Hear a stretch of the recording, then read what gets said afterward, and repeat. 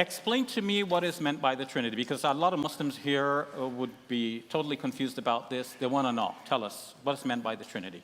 Trinity is, it's a working concept that I find fairly persuasive, but we see often Father, Son, and Spirit mentioned together, not always in that order, but for example, the end of Matthew 28 or the end of 2 Corinthians 13.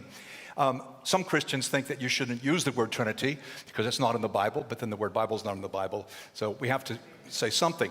Trinity, we believe strictly there's only one God, but that God is Father, Son, and Spirit.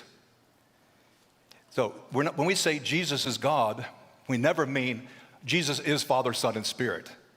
That would be nonsensical. We're saying he's God in nature. And they're obviously not three rotating gods or manifestations of God. This is not modalism. This is not Sabellianism. I know you've studied all that theology in church history. Bless you for doing that. But that's not what Christians mean. They hold on to a belief in one God, only one God, but a God who reveals himself as a human in Jesus' earthly ministry through Jesus Christ. So that's what we mean. And we definitely don't think it's Allah, Isa, and Maryam, as in the Quran. Neither do I, but let me ask my next question. It is in the Quran that way. It's not in the Quran that way, but let me ask my question. Oh, yeah. So you say that Jesus is by nature God. And I think you will agree that God by nature is spirit, given the biblical language about this. True? God is spirit in Christianity, yeah. John Yes. 4:24. Okay. So God is spirit, and Jesus is by nature God, so he's a spirit. True? True, before the incarnation. The incarnation is a spirit joining with flesh. So before he incarnated into flesh, he was a spirit. I presume that's the right way to put it. Yes. Maybe there's a better way to put it. So presumably, there were at least two Holy Spirits, Jesus and what we call the Holy Spirit. That's the language you're using is alien to biblical theology. No, I don't think it would ever be put that way. We're not asking about... Because God is spirit. Yes. Angels are spirit. Yes. Okay, anything that's not physical is going to be spirit. So I'm not sure that this is actually helping us. Yeah, but we're asking about, ultimately, there are obviously two Holy Spirits. We're not talking about lesser beings who are spirit beings, whether angels or devils, but we're asking now at the highest echelon, you have a trinity of divine persons.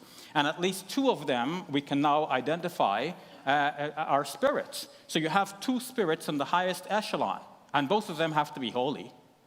So you have two Holy Spirits. Well, the Father is holy too, so if you want to make it three or more, you can go right ahead. So you have three Holy Spirits. But you're moving, the Trinity is an analogy, and when you press an analogy at some point, it's going to break down. Yes, but then the question is, how did Christians come up with this analogy? Because you said that Jesus is the Son of God, not biologically, but analogically. So how did Christians come up with this way of saying it, such that it is so flaky that you press it a little bit, it breaks down? And not only at this one point, but if we keep going at this for hours, we will see that this is how it's going to go again and again. No matter how you press it, it's going to break. So how do you know that this is the correct way of speaking about God as a Trinity, as opposed to, for example, the simple way of saying there is only one God, he sent his Messiah, Jesus, he was a human being, a great one, a great messenger, a prophet of God, but still a servant and messenger of God. Right, in the Quran you have this Holy Spirit as well. You're asking me now. Okay. I'm just saying. Yes, the Quran speaks about the Spirit of holiness, Ruh al-Qudus. Right, but I don't say, and so you've got two spirits, Allah, or is the Quran the spirit, or is it a, analog Quran? But you see, we don't have a problem with the Spirit of holiness. There is some ambiguity in the Quran. We're playing with words here. God reveals himself through Jesus. Christians, monotheists, are trying to make sense of who Jesus is and what he's saying about his Father. And that's where Trinity comes, from an effort to understand Jesus' teaching and from our experience of the Trinity in our lives. Doug, the difference is that when we speak about there being only one God, and we say the Quran is this book, this is a revealed message for us, there's no confusion in our minds as to who is God and who is not. Whom do we pray to and whom do we not pray to? So when we say there is one God, that's never compromised by our ever uttering three. I was only saying that there's a precedent for having more than one eternal, uncreated entity in Islam itself. But I'm not asking about an eternal and uncreated entity. I'm asking about the highest echelon, which only belongs to God.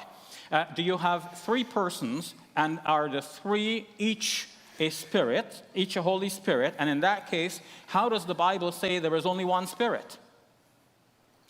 1 times 1 times 1. Not Okay. 1 plus 1 plus 1. What about 1 times 1 times 1 times 1 times 1 times 1 ad infinitum? That would also be one, true? So you can have many Holy Spirits and still have one God. I don't know any Muslims, Jews, or Christians who think that there's more than one Holy Spirit. So I don't think it's so confusing. And that ends the question point of portion of this. And now we will move on. Yes, thank you. For those out in the foyer, if you'd like